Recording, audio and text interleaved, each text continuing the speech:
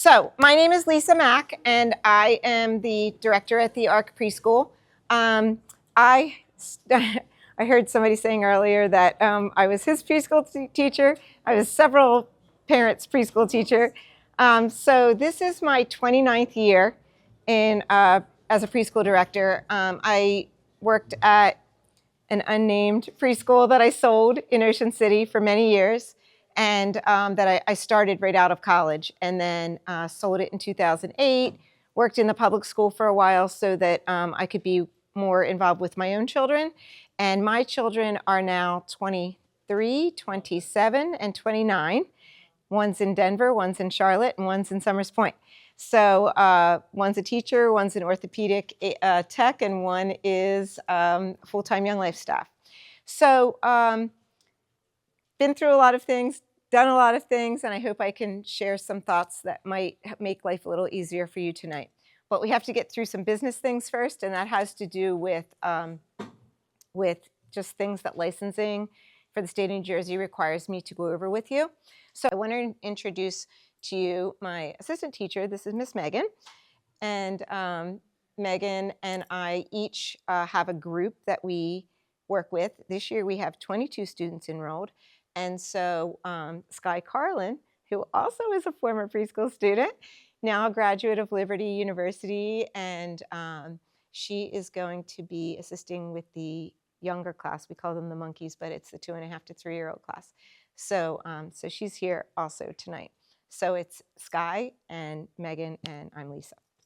So, but about social media, I also wanted to mention that hopefully tonight you will get an invitation from me to, if you're not already on our private Facebook page, then you will be invited to it, and then you'll just need to accept it, and then you will be able to see all the pictures that we'll post every day of your kids and the activities that they're doing, or any notifications that you need to get, okay? Then we also have a text blast that goes out to remind you of things in that regard. So I'm sure you've been getting those, and that's why you're here.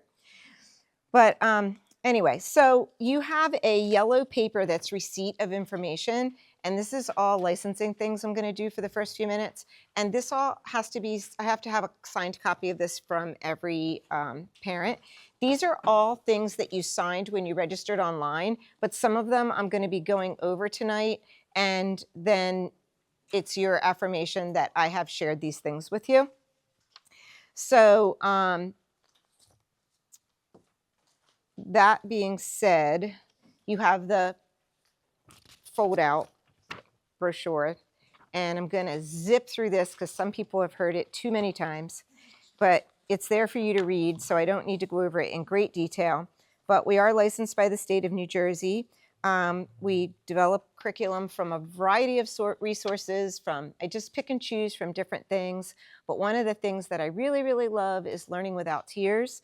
And I'll talk more about that later. But multiple things that over the years I feel like work well, and I kind of just pick and choose. And then discipline we're going to talk about a lot tonight, so I'm not going to get too into that. The health history form is that health form that you have to get signed by a doctor. Has to be done every year, so everyone needs a new one.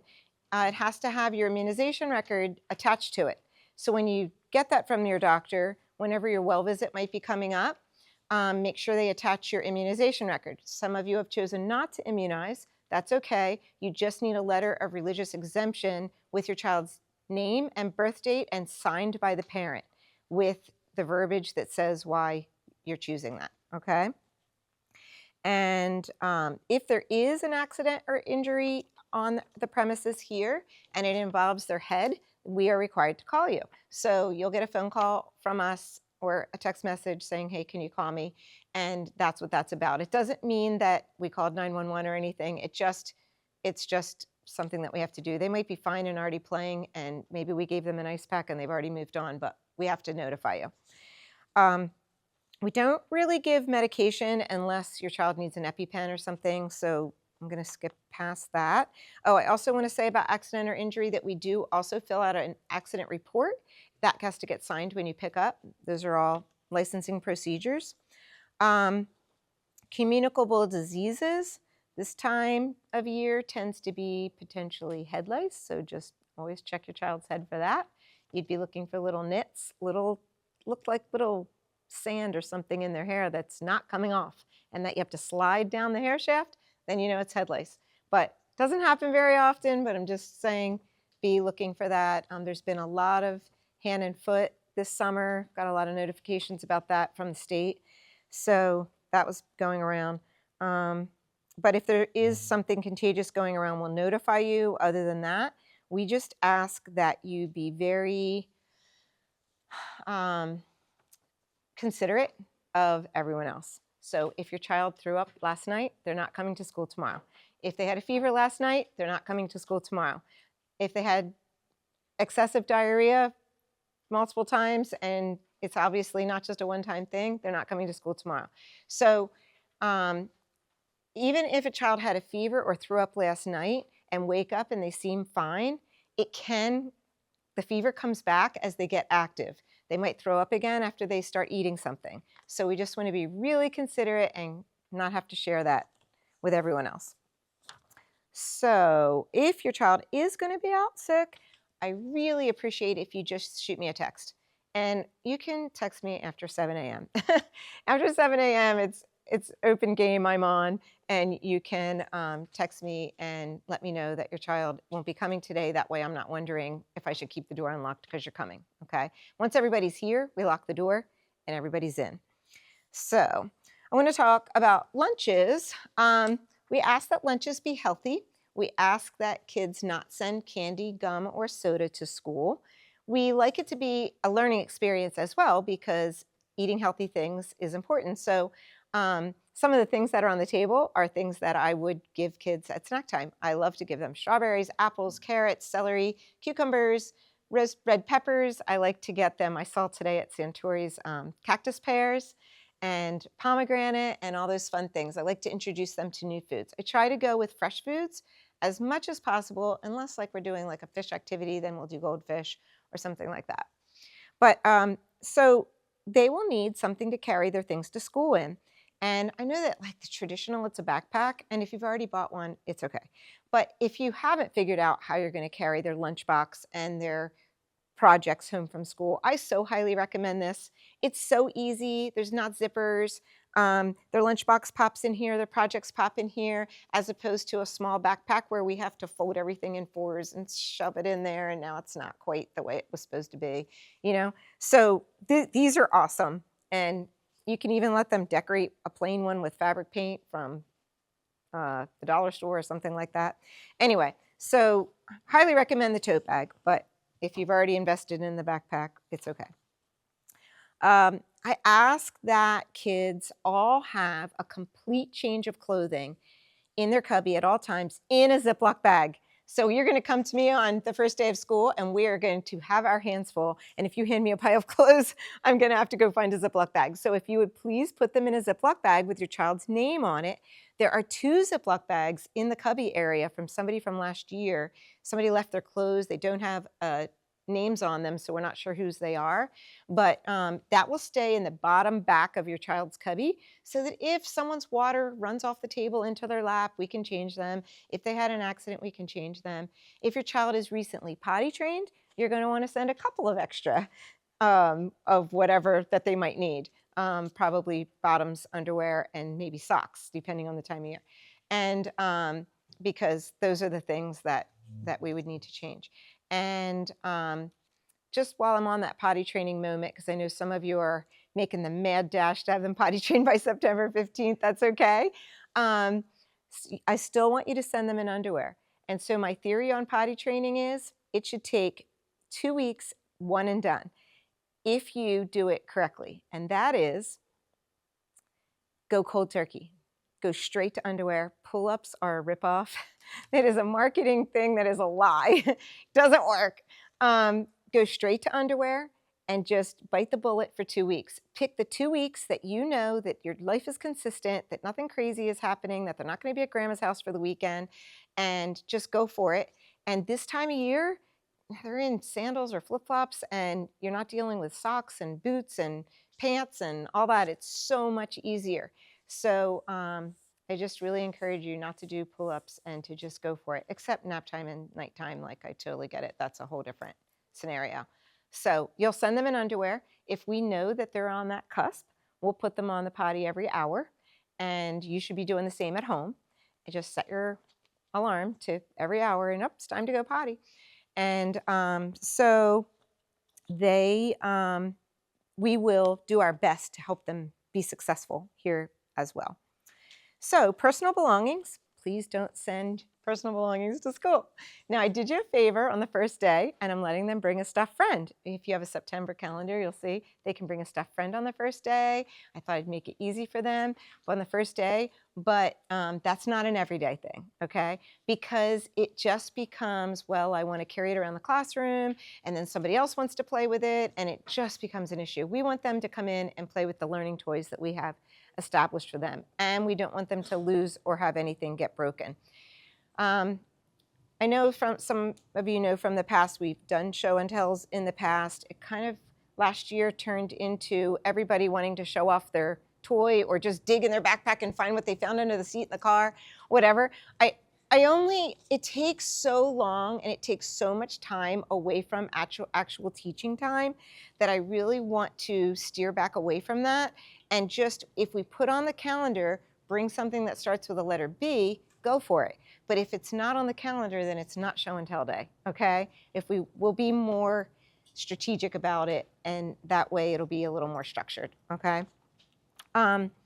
So clothing, we are going to paint. We are going to do shaving cream. We are going to do all the messy things in our house that you don't want to do at your house, and dress for it. Don't wear your very best favorite outfit that might come home with paint on it. We try to use washable paint and those kinds of things, but they are going to get messy. They are going to play outside, and we just want them to be comfortable and play. It's not a fashion show. And shoes too. Shoes that are comfortable to play and ride tricycles outside. That is our outside space, by the way, if you haven't seen that. And all of our toy and outside things are in storage.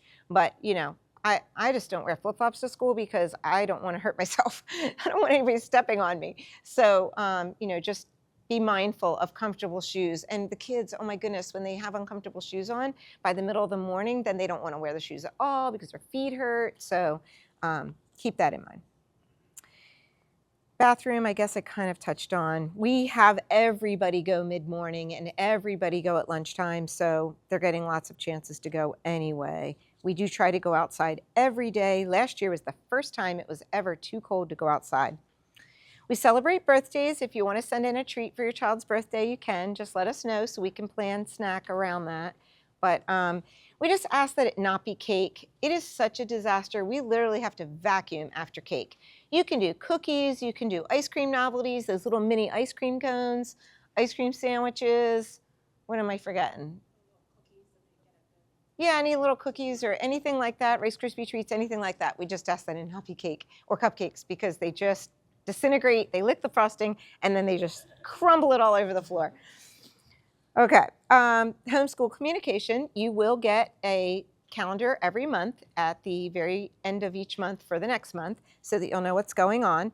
You also have a bright orange paper that has all of the activities for the year. And there's only one thing that isn't, two things that aren't finalized yet. One is a trip to the farm in October. I'm working with 2 different people and it's phone tag, trying to work that out. And the other one is the photographer in March. So I still have time to sort through that. But the farm, I'll be letting you know by the time school starts. And parking is all probably where you parked, right in front of the Ark over there on the grass. And pickup is the people who when you registered your child, you listed people, parents, but you may have other people. We can add them. That's why you have that little half sheet of paper, add a person, a pickup person, then we'll get that in the system and they will be able to do that as well. And I'll show you how and why in just a second. Actually, are there any questions about that? I think I covered the whole thing. So on the iPad, I'm going to pass this around. You'll put in your phone number. Our IT guy put in this event, and you are the one that's attending. But when it's your child that you're checking into school, instead of checking on your name, you're going to check on your child's name. And so when you arrive in the morning, there will be a stand right outside the front door where you came in, and this iPad will be there, and you'll just punch your phone number in, or the person on your pickup list that you're adding to that piece of paper, they will punch their phone number in, and they'll be able to check on your child, click on your child. You're not good and done until it's green at the top. So you're waiting for that green bar to know you're finished. So I'll pass it around, and chances are there's somebody at your table that's a veteran and knows how to do it in case you have any questions. All right, any questions so far? So you'll sign them in every morning, but you won't sign them out. Megan has to sign them out because that's how the system is, that one of us has to do that. Okay, I talked about that. Okay, tuition is a little different this year. There was a promotion earlier this winter that if you were already registered at our preschool and you registered by March 31st, you were able to lock in at last year's rates. Everybody who's new is locking in at the new rates. Hence, they gave each of you an envelope tonight with a fee schedule so that you'll know exactly what you're paying for the year. I highly recommend that you hold on to that because it's valuable information and there's a QR code on it. So all you have to do is scan the QR code and go in and pay what the schedule says to pay. I think they've tried to make it as simple as possible. They're working on sending out an email reminder at the end of each month to let you know it's time for the next tuition. I'm fairly certain that when you click on that QR code, you also will have the option to auto pay. Just, they wanted me to mention that some of you have earned the 5th month free because you either referred someone or you are the person that was referred. So if an alumni referred you, you get January free. If you referred someone else, you're getting January free. That will be on in your envelope. That being the case, if you auto pay, just know that that's a little tricky. So otherwise, worst case scenario, we'll just refund you. So everyone paid a $100 deposit. That comes off your final month that you are here before your child goes to kindergarten. And everyone, well, the registration fee is standard. So any questions about that, Bill? Tuition? Okay. Health form, we're all clear on that? Pickup person, the daily schedule. So when your child arrives, centers will be set up. Sneak peek is Monday the 15th. If you want to come between 4 and 4:30 and walk around the classroom with your child, have at it. We will all be here. You can walk around the classroom, see everything, but the next day is the first day of school, and then we won't welcome you into the classroom. You'll come in, help them get their things into their cubby, kiss them goodbye quickly, and off you'll go. Because it makes drop-off so much easier if it's not this long, drawn-out process. So make it quick. If there's any tears, we'll take them. We know what to do. And if there's any problems, we promise we'll let you know. But chances are I'm sending you a smiling kid in about 10 or 15 minutes. Just give it some time. But if you're that one child's parent who that child maybe cries 3 or 4 days in a row, just give it a minute. Because after 2 weeks, okay, do I have anybody that can relate? After about 2 weeks, it lets up. You just have to give it time and let them adjust to, oh yeah, that's right, they're coming back, okay? And then we'll go through our activities throughout the day. Each of us, Megan, Sky, and I, will each teach an activity to our group. I will have a group for the whole year. We each have our group for the whole year. I will teach an activity to just my group. And then later on in the morning, we will each teach the same activity 3 times and get to see all of the kids.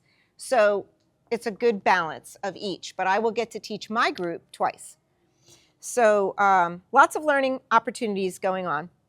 And then at the end of the day, we will have a bench in the back of the classroom where you can come in and you can have a seat and you can watch our end of the day review. All the children after lunch gather to the circle time mat, and we will go over all the things that we did that day, and you'll have a chance to see the songs that they're learning and what we're talking about, and that way you can have something to talk about on your way home.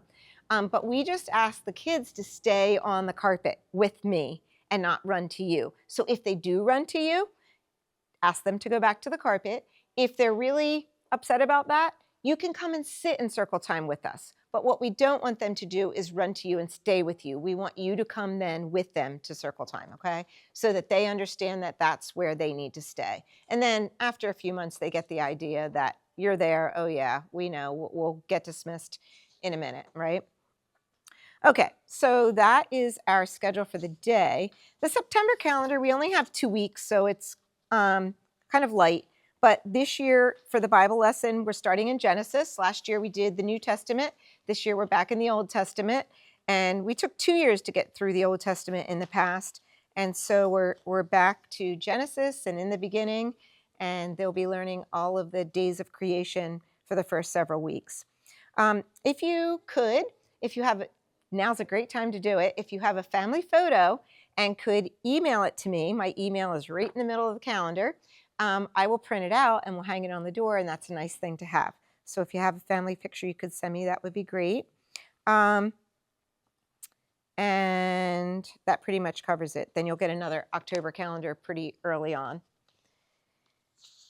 So any questions about the calendar for the year? I should talk about Soccer Shots wants to come back this year. I think they got a pretty thumbs up from everyone last year. So that will be starting early, October 2nd to November 20th.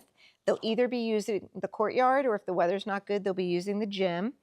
And that is a separate thing. It goes right after school, so you don't have to pick them up until 1:10 instead of 12:30. But we just take the kids that have signed up for it and take them to it. And they should wear sneakers that day. And the rest of the kids who didn't sign up for soccer will just get picked up like normal, okay? So, but it's an option for you. It's totally an option. I don't get anything from it other than giving you an extra activity to have after school. And then we'll be walking to the firehouse October 2nd. I'm working on the family field trip. Books, Blocks, and Balls is coming. I'll have a flyer for you with more information about that. We're going to all sit together for the parade. If you would like to join us right down the street, I'll save a spot for everyone. We'll have progress reports in November, mini ones. We'll have progress reports in February that'll be attached to a parent-teacher conference.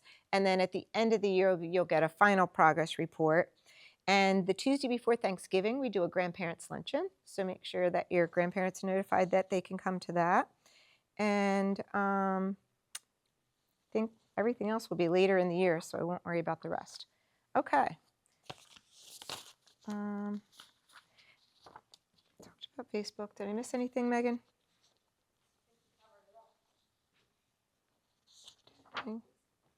Okay. One thing I do want to say is that what you can be doing at home to get your child ready for preschool, read to them every day. We will read to them too. But I recently met a family who doesn't read to their child. Oh my goodness, I was so surprised. So read to your child every day. So important for language development. So important for their attention span. Describe objects using color, shapes, and adjectives. So when you give them their cup, say, here's your blue cup. Here's your red fork. Here's your green shoes, you know? Point out shapes in everyday life. I mean, they're everywhere. The square on the window. You're in ShopRite and you're standing there. The tiles are square. Something on the rack is triangle. There's shapes everywhere. Just point them out to your children. We are so surprised the past couple of years how hard it is for kids to learn their shapes. We drill it into them. And then in the end of the year, we go to check it and like, how do you not know triangle? So please go over shapes with them as much as possible. Shapes make your letters. Our alphabet is formed from squares, rectangles, and triangles. So we need them to be able to do those things. Their jackets, if anybody knows the flip method, you lay your jacket on the floor, you stand with the tag by your toes, bend over, put your hands in the holes, and flip it over your head. So it's so helpful for us if they can put their jackets on and all we have to do is zip them up. And cutting with scissors. I know that sounds terrifying. They can use scissors in a supervised place, at the kitchen table, at the kitchen counter, with you in the room, not without supervision. The scissors should be kept out of reach. and then you will have successful scissor time. Kids love to cut. Just give them old birthday cards or the ShopRite sale flyer or a magazine and let them just chop it up, and then make them clean it up and put the scissors back where they belong. So then you'll have successful scissor time. But we will be cutting with scissors with all the ages, and it's helpful for us if they've had that experience already. Thumbkin goes on top, tall man goes on the bottom, and that's what makes scissor cutting successful. Proper pencil grip also helps. We will be emphasizing that. Same thing. I was helping a family last week. The child goes to a preschool that costs $60,000 a year in New York City. And she did not know how to hold a pencil. She did not know her shapes, and she could not write her name, and she was 4.5. Just saying. So the crayon has some black stripes on it. Pinch the black stripes and flip it. Okay? Perfect pencil grip. Pinch and flip. Anybody who was here last year knows pinch and flip. So pinch and flip the crayon or pencil, and markers all have that stripe on it, and that'll give them proper pencil grip. Okay, with that being said, I'm going to move on to setting limits. There's a Bible verse, that's the next one. Train up a child in the way he should go, and when he is old, he won't depart from it. Oh, the mouse is off. Just click that thing over. There you go. Sorry. And I told you that I have 3 adult children. And raising children is the most difficult job you will ever do. I think it's more challenging than anything you could possibly do. Because, first of all, you could have 10 kids and none of them are the same. Where's Amy? Amy Vogel. 10 kids and they're not going to be the same. She has 10 in her family. So everyone is going to be different. Everyone is going to be challenging. You're never going to be able to do the same thing for the first one as you did for the last. It's a hard job. But if you are diligent about it, it will pay off later. I have 3 daughters that I enjoy now. I like being with them most of the time. But you have to do the hard work, and the hardest work is now when they're young. This is the most important time because you're laying the foundation. You can start to let up when they're a little bit older and they figured out, oh yeah, Dad meant that when he said that. Mom meant that when they said it, but they still love me and they really care about me. That comes later. Right now, you've got to do the hard work and set the foundation. So, of course, this is in Proverbs, and it's just so important. It's there for a good reason. But when I was raising my children when they were young, someone gave me a book, and it was called Raising Children Who Are Responsible, Marriageable, and Employable. And at the time, the title really struck me, and it was a really good book. And clearly, I loaned it out, and it's not on my shelf anymore, and I'm so bummed. But those are the 3 things I have to say now that I have adult children that mean the most to me. Of course, their spirituality means a lot to me too. But having kids that are responsible, that does not happen by accident. And we see plenty of adults who are irresponsible, right? Financially irresponsible. Marriageable. Oh my goodness, my daughters are dating. There are 35-year-old men that I do not want them to date because someone did not teach them to be responsible, marriageable, and employable, you know?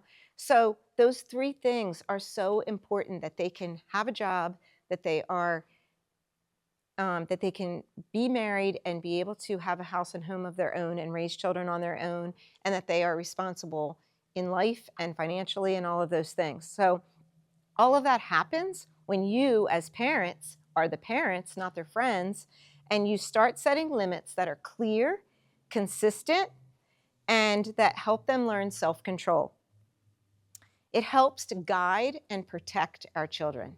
You're doing them a favor. It is helping them. It's not hurting them. It is helping them, and it is ultimately also helping you. So picture a puppy, and you have this giant backyard, maybe on a farm or somewhere not like Ocean City, and you let the puppy out, it's overwhelming for this puppy because is it safe over there? Is it safe over there? I hear a dog barking back there. Where is it safe to go? Or maybe that puppy's going to take off running, and now you're going to be afraid for the puppy, and the puppy's going to be afraid because they don't know what's around the corner. There are cars in the street. There's all kinds of dangers out there for that puppy. And so now take that same puppy and put them in a fenced-in backyard. Now they can explore the whole backyard safely, and you can sit on the step and relax and watch them go explore the whole backyard because the whole backyard is safe. You've set the limits, and now they are free to explore. And that's why setting limits for a child makes them feel more safe, more secure, and you can be more comfortable also. So when we're trying to set limits, if we keep doing the same pattern, then we're going to keep getting the same result. We all know that's what happens, right? And then you're banging your head against the wall going, why does this keep happening? So you've got to change something. So I hope that tonight you will leave with something that you can change, because I really have some great ideas for you, and I hope that you'll be able to implement them. So you have to ask yourself, what can we do differently? Is there structure and routine so that your child knows what to expect will happen next? So structure and routine helps a child, helps a child to know that, oh yeah, I'm used to this. I don't have to worry. I don't have to be anxious. I know what happens next. That's all very important. You know, bedtime routines, wake up routines, all of those things are so important. Last year, a parent said, we were so frustrated getting our child out the door to preschool every day because they didn't want to stop watching TV. And they said, you know what? We stopped turning the TV on in the morning, and they had no more problems getting out the door, eating breakfast, getting out the door to go to school. I applauded them. I'm like, that's great. They noticed that there was a problem. They needed to change something. They kept getting the same result. So they turned off the TV in the morning, and they didn't have that problem anymore. So that's just an example of how changing one thing can change the results. So I have a video clips that I want to show you tonight from Focus on the Family, if you've ever heard of that. Actually, Dr. Dobson started Focus on the Family many years ago, and he just passed away last week. But there's an author of a book, and I wanted you to be able to hear some of the things that they're discussing.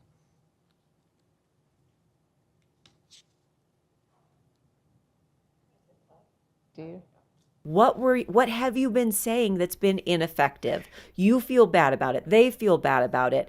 Maybe not just ineffective. They might actually be mean. Yeah. Mm-hmm. And so let's stop doing that, and then let's be thoughtful. And if you're going to have a thoughtful response, it means you need to actually think. Right. And so that's really what this book is an invitation to slow down, sit down, and write down a better response before you need it. You're raising the exact point of the parenting challenge, because we don't think about it ahead of time, and we tend to do to our children what we live through as kids. Yes. So that's why we always say that, you know, the fruit doesn't fall far from the tree, because we're parenting like we were parented. Mm-hmm. Right. And we haven't stopped to think through, okay, is this effective?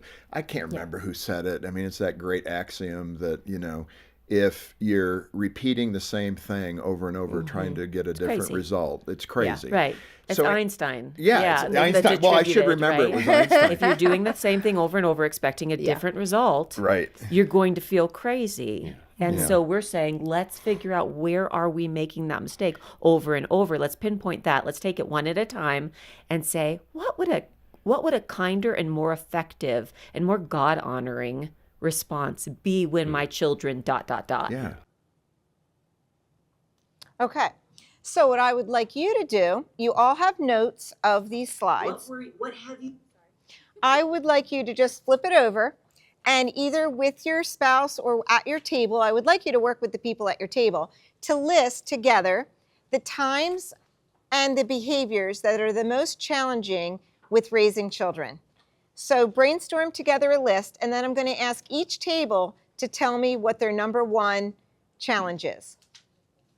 So you have a couple minutes. You've got pens. You can write on the back of your notes.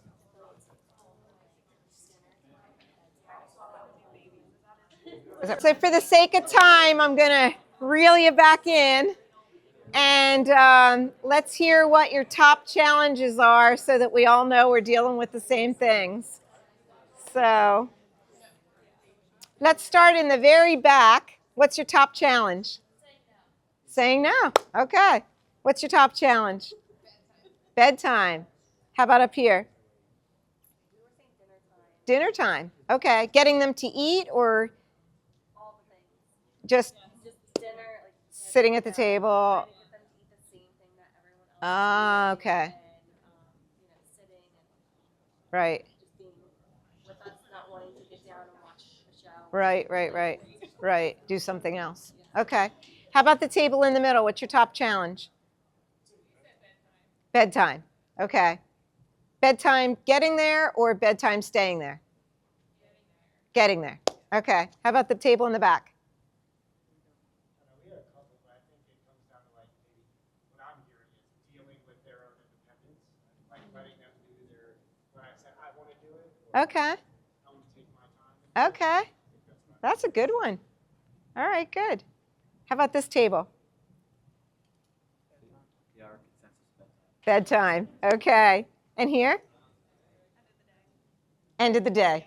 Dinner, bedtime, bath, all that. Okay. Okay.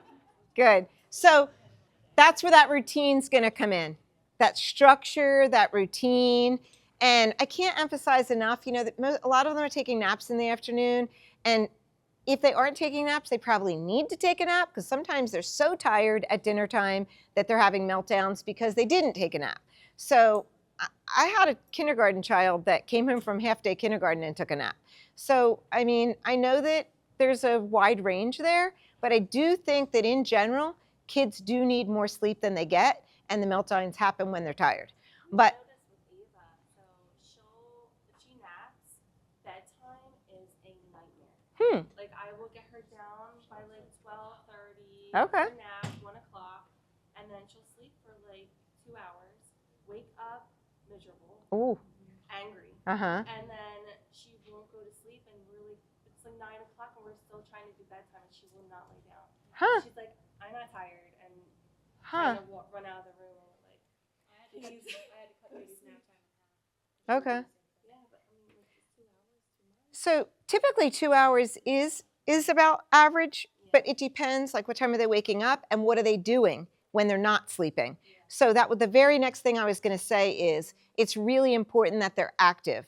Okay, another scenario, a family that I have interaction with, they were after nap time going to go to a movie and the kids are 2 and 4, go to a movie and then have dinner and then put them down for bed. Well, that's too many hours of inactivity. So if you want them to sleep well, both nap time and bedtime, it's really important to wear them out. Go for that walk after dinner, let them run somewhere, let them play hard, and they're much more likely to sleep if they've had lots of activity. It's really important to give them fresh air every day, even when it's cold out. So I would just say that maybe take a look at their routine for the day and make sure that they have enough really hard activity, burning enough energy. Okay? But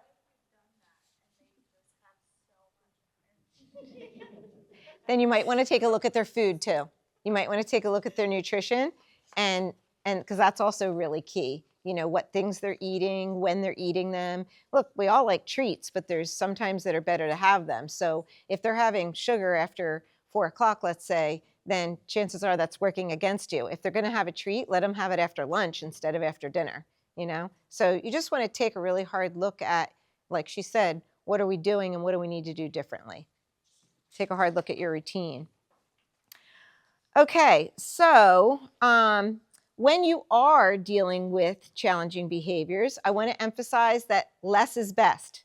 The less words that you say, the more effective you are. So in workshops that I've been to, I've been told that if your child is 3, use 3 words. If they're 2, use 2 words. If they're 4, 4 words. So in other words, when you are talking to your child and you give them this lengthy dissertation about why it's not okay to climb on grandma's antique hutch or whatever, and you're talking and talking and talking, they are hearing wah, wah, wah, wah, wah, wah, right? They're not hearing you. You're just talking to make yourself feel better. So they need to hear less words. And so you want to just really strip it down to sit down, eat this, hold this, put this on, just strip it down to less words because they can't take in all that, okay? So think about whether or not you're talking too much. Only ask a yes or no question if you want a yes or no answer. If yes or no is not acceptable, then don't ask it. So don't ask, do you want to take a bath now? Don't ask, do you want to go potty? Do you need to go potty? No, it's time to go potty. At 10 o'clock every morning, it's going to be time to go potty. We're going to go now. It's time to go. Let's get in your car seat. It's time for dinner. Sit down at the table.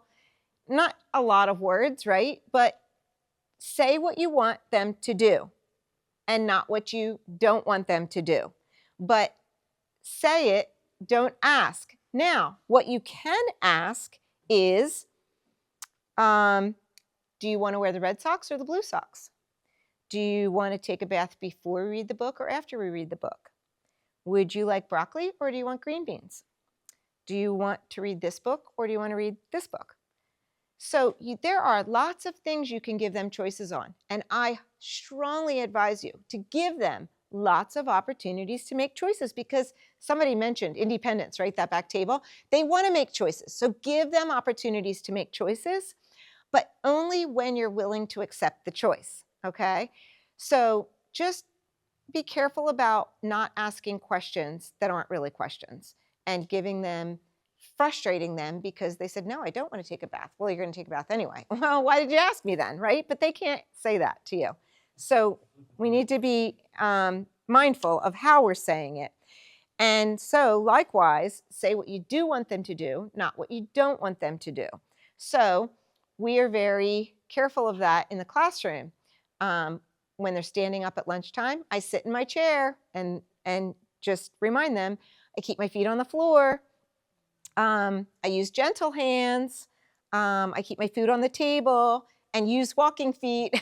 I say that all the time. Now the whole building is saying, use your walking feet when kids are running through here because we have after school program too. But to tell them what you do want them to do. So yesterday I was with my 2.5-year-old nephew at pizza on the boardwalk, and he kept putting his feet up on the table. And his mom kept going, we don't put our feet on the table, And I said to him, keep your feet on the floor. Well, his feet didn't touch the floor, and he wanted me to know his feet don't touch the floor. So he slid down in his seat so his chin was on the table so his feet could touch the floor. Now he's not thinking about putting his feet on the table at all. He is only thinking about getting my toes to touch that floor, right? So say what you do want them to do, not what you don't want them to do. It's really easy. We just have to change our brains and think how to say it differently. And then we're going to get different results. Because if I tell them, stop running, stop, then they're just hearing, run. So we just want to say, use your walking feet. Ooh, my walking feet, Or we change it up and say hopping or walk backwards or whatever. But I just don't want them to run because I don't want them to get hurt. So change it up and say it a little differently. And then follow it up with a positive reinforcement by saying, I like the way you're using your walking feet. I like the way you're keeping your feet on the floor. Look at you using your gentle hands with your little brother. I'm so proud of you. Follow it up with the same words in a positive way and let them know that they are doing what you asked them to do, and they will feel good about doing the right thing and making a good choice. So what about you've done all that, you've done all the right thing, and you're still getting the and the eyes rolling around in their head, right? So there's a book on the table. It's called Back Talk. And that is what back talk is. Back talk is not just words. Back talk is rolling their eyes and slamming the door and turning their back on you like I'm not going to listen to you. Those are all back talk words or back talk actions. So back talk is not just words. If it hurts you, embarrasses you, annoys you, or leaves you feeling helpless, it's back talk. That's straight from the book. And I actually heard about this book many, many years ago on Oprah Winfrey, and I bought it because I was so impressed by it. And there are parents last year that I loaned it to that said that it changed their whole family dynamic by recognizing what it was. And it also gives you some really good insights on what you can do to work around backtalk and to avoid it. And in the very, very back of your notes, I gave you the books and the authors that I'm referring to throughout tonight. So backtalk is rolling eyes, stomping feet, a heavy sigh, kicking, hitting, loud tantrums. Oh my goodness, where was I recently? This kid was screaming and yelling on the beach. I just walked on the beach. I was tired.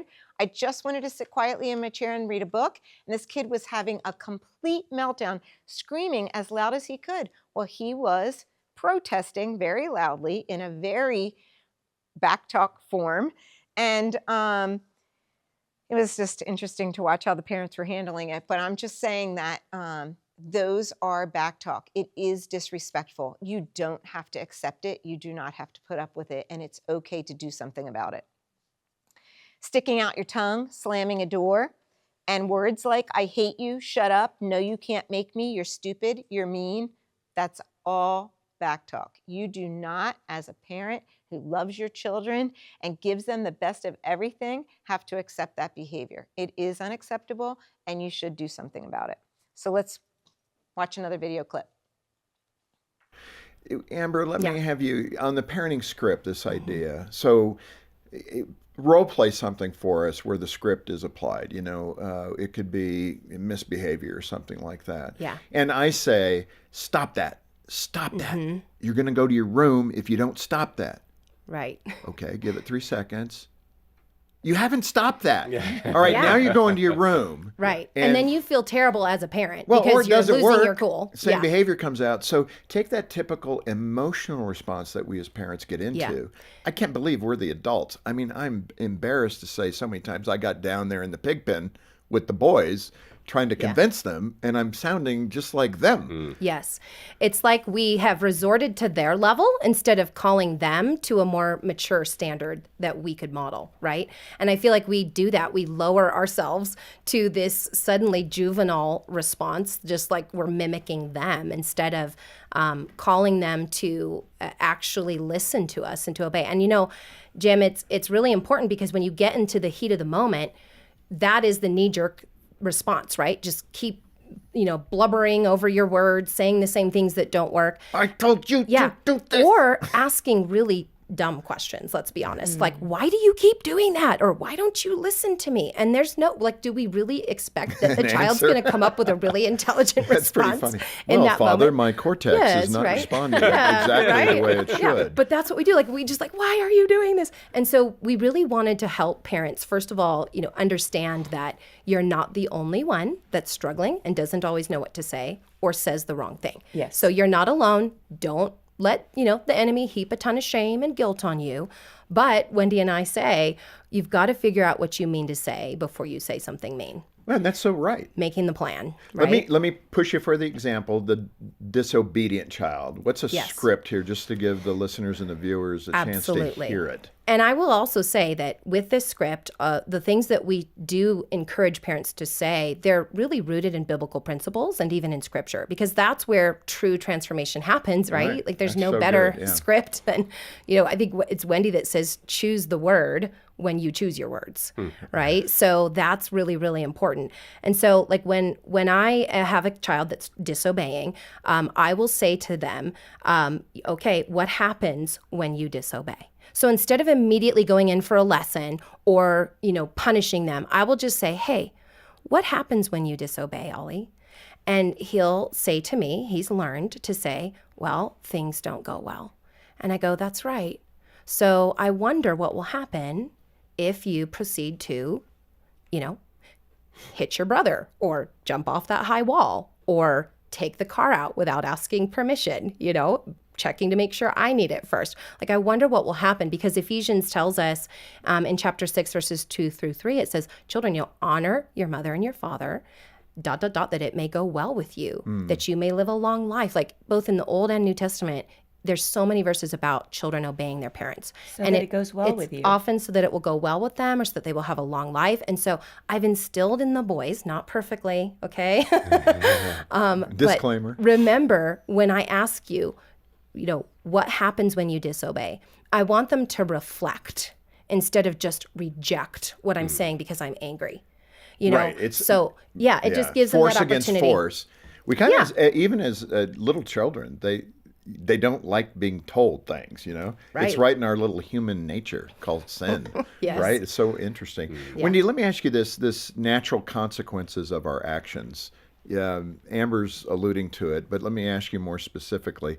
Can that actually be helpful? I think this is an area in my parenting Jean was better at than I was. I was more the saving parent, Oh, let's not. Oh, okay, because he was getting into the second part. So before I go any further, I don't think that your notes tell you where you can watch this whole thing if you want to. And it's called Say This, Not That. And it's from Focus on the Family. And it is tips for smart parenting tips for misbehavior. And the book that they're talking about is called Parenting Scripts. When what you're saying isn't working, say something new. I'll say that again. Parenting Scripts. When what you're saying isn't working, say something new. And that's by Amber Leah, Lia, and Wendy Speake, Speake. But anyway, so that's where this is coming from and the book that they wrote. But anyway, so what she's saying is that figure out what you're going to say in advance before you say something mean. Because you have to have a plan. You know what? Talk to your spouse and say, the next time, we're really tired of this bedtime routine or this dinner routine or whatever it is that you discussed at your table. And say, okay, the next time this happens, this is what we're going to do differently. Make a plan. What you're going to say, what you're going to do, how you're going to change the schedule so that you stop doing this and getting the same results. What's going to be different, okay? And also because when they catch us off guard and they do that slam the door or stick out their tongue, we are going to get angry and say something mean because we didn't plan for what it is that we're going to say. So plan it out. Let's watch the next part of what he was going to say. Natural consequences.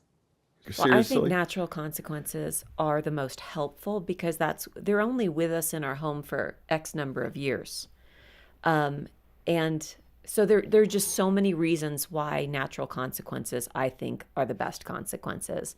Now, if your toddler's running into the street, that's not the time for it, right? So as they get older, I think there's more and more and more room for natural consequences. What I love most as a parent, and I'm making this about me in my answer, is the hard parenting gets to be done by their consequences and not by my ineffective lectures. Right. They don't need to hear from me again why they shouldn't do that thing they always do. And I'm talking little kids getting out of bed time after time, or big kids sneaking out of the house. The bedroom window. Like whatever these things are, when as they get older and natural consequences come in, or they didn't do their studies, they didn't turn in their assignment, they didn't keep up on turning in the essay, and all of a sudden it's, Mom, you need to pull me from this class. Oh, there are going to be some natural consequences. And one thing that Amber's really good is showing compassion and empathy. Man, I am so sorry you're having to deal with this stress right now. How did you get to this point with not turning in this assignment? Can you walk me through that? Are there ways I can help you to get caught up?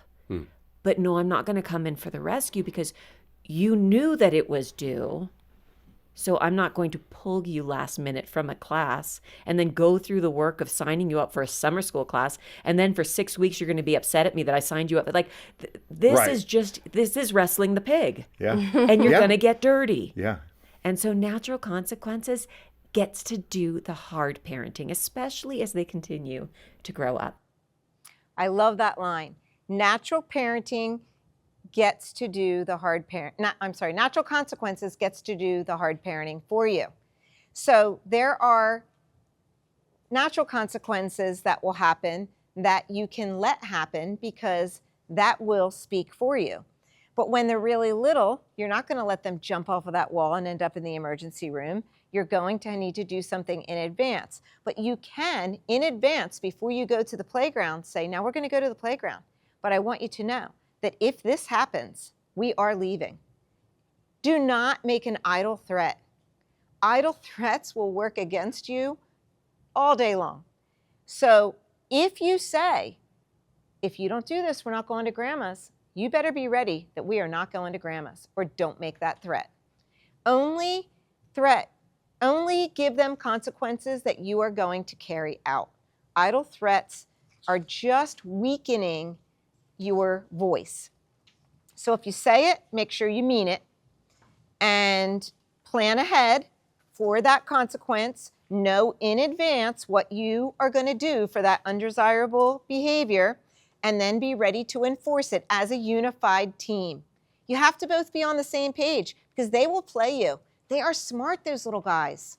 They will play you. That mommy will say yes even though daddy said no, or vice versa. So you have to be on the same team to get the good results. I have one last clip to show you.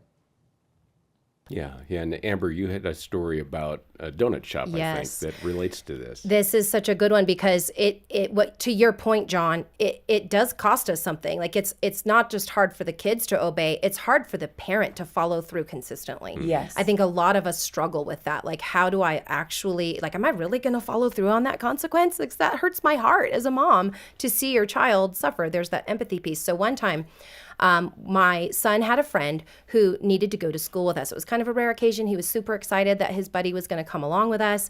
And so I said, you know what, let's leave a little bit early and we'll go by the donut shop on the way. And so we get in the car, or we're getting the car ready. Everything's going smoothly for the morning. And then my son starts to just melt down. There's this very mouthy response from him that just floored me. It just kind of came out of nowhere. It was kind of unusual, but I was like, this is absolutely not okay, the way this is happening. And so I let him know. I said, you know what, son, in our house, we use words to bless people. And the way that you're reacting to the situation right now, unfortunately, is unacceptable. And I cannot put you in the car with your friend and reward you and do something special right on the heels of this, total eruption. And so I'm going to go ahead and take your friend and your brother, and we're going to go to the donut shop, and I'm going to, go on to school, and then I will have daddy, take you, or I'll come back and get you. You may not go with us. And he looked at me just like horrified that I was literally going to lay down the line, right, and not take him with me. But I did, and so we got our things together. I explained to the friend, he'll be coming along later, and let's go get in the car, and off we went. And as I turn around, I just say to my son, I love you. And that's sometimes the most important script to say in the heat of those moments, because even when we are giving them that discipline or that loving correction, we're following through on the consequence. Like, we cannot have this really disruptive situation, very disobedient, and then immediately give you a reward. There will be a consequence for that. You will miss out on this opportunity. I love you too much to let you go down a wrong path. I would love so to I jump love in you. and say, this did not come out of Amber's mouth naturally. No. Nor did Can't it. really take credit for it. I would say supernaturally, yes, with the power of the Holy Spirit helping her. But what I mean by that is she prepared. When my child does wrong, I'm not going to follow on the heels of it with an immediate blessing. When something like this, you don't know the specifics, but it happens enough to know that it happens. When it happens, I'm prepared now to say, hey, that blessing we're about to all do, we can't do that. Okay, so again, being prepared. I wanted you to hear this example about the donut shop. It's not easy. It's so hard. You want to give your child that donut, but you cannot reward that bad behavior. So you're going to have to follow through with that consequence. It's going to hurt them, but guess what? It's probably not going to happen again. So hopefully, if you do the hard work, you only have to do it once, maybe twice, and you'll lay down the law, set the foundation, and then you won't be dealing with these same things over and over and over again. So it's okay to say no, which somebody said saying no is the biggest challenge, right? It's okay to say no. Life is going to say no to your child for the rest of their lives. So it's okay for your child to hear no from their parent. It could be, no, you didn't win the contest. No, you didn't get the scholarship. No, you didn't get into that college. No, you didn't get an invitation to that party. No, you didn't get the job. No, it's part of life that we have to learn to handle at a young age. So, an example was that a mom was saying to her child, he was like, I want to go to the pool. I want to go to the pool, whining and crying, and a meltdown was coming. You could feel it coming. And mom said, oh, honey, we can't go to the pool. The pool is closed. Well, I was getting ready to go to the pool to swim laps. And I was like, it is? I was just going to swim. And she said, oh, no, I just told him that because I didn't want to tell him no. And I'm like, oh my gosh, you lied to your child because you didn't want him to hear no. No is part of life. Okay? So is it hard for them? Yes. Is it hard for us as adults? Yes. But we learn to deal with it, and we start by learning to deal with it on the little things like, I know you would like to go to the pool today. It would be so fun. I wish we could go, but that isn't in the plan for today. Let's look at the calendar and see if we can find a different day to go to the pool. But it can't be today. I'm sorry. I know that you're disappointed. So now I'm going to follow through with validating their feelings. I know you're disappointed. It's sad when we can't go to the pool when we really want to go to the pool. I will love to take you to the pool on a different day. So validate their feelings, because when you see them starting to pout or melt down, you want to acknowledge that they have feelings. Like, you don't want to say, don't cry, no crying about it, because we do want them to have feelings. That is okay to have feelings, but appropriate. So empathize, but don't lie to your child, and don't get into a debate. Don't even go down that road. Just walk away from that situation as far as the debate goes. And let them know that you see them and you hear them and you understand their feelings, but this is going to be different today. So my last activity for you, which in the essence of time, I'm not going to take this moment to do, although if you want to take a moment after I close to do it with your spouse or with your table, is to take a look at that list of challenging behaviors, and in light of everything we've just talked about, jot down a couple of notes next to those of things that you could try doing differently. Something that you could change about your routine, about what you're saying, about how you're saying it, or what that consequence could be. So I just want to close with a couple of comments about your child only has 2 parents. And they will have a lot of friends, but they will only have one mom and one dad. And you're going to have to be the mom and dad. And remember what I said in the beginning? It's the toughest job you will ever have in your whole life. But it is the most important job for your child. So it's really important that you be the parent. We want our kids to be marriageable, employable, and responsible. And by setting limits and saying no when it's necessary, then those are the things that get us to that goal. Setting those limits, letting them feel safe, letting them feel protected. So life is hard. Your kids are going to need a moral compass. And I can't emphasize enough that that moral compass is found in the Bible. The Bible gives us everything we need to be successful in life. We should be impressing the Bible on our children's hearts, impressing Scripture on their hearts, which we will be doing in the classroom. We will be singing songs. We will be learning Bible stories. It sets for them automatically what is good and what is prosperous and what will go well with them. So teach your children those truths. If you're not attending a church, you haven't figured out a church, you haven't figured out a church routine because your kids are little, I so encourage you to make it happen. It's so important for your children to set aside 1 little hour a week to go and be in church with your family and to set that time aside for the Lord. And to pray. This is one thing that wasn't emphasized to me when my children were young. I now pray for my children every single day. I wish I had prayed for them every day when they were little. I really just didn't know how important that was until they were teenagers and I was desperate for prayer for myself and for them. So when they're little, pray over your children. Pray on their little heads when you lay them down to sleep at night, or when they're sound asleep and you go in to give them that last kiss goodnight. Pray over your children. Pray over your spouse, because they're struggling with the same things you're struggling with. And if you want to be on the same page, you got to be praying for each other. It's a tough job. You need God in it.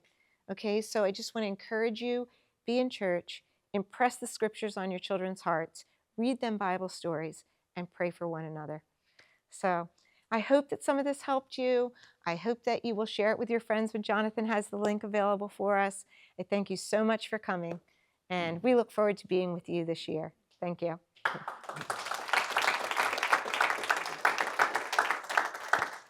If you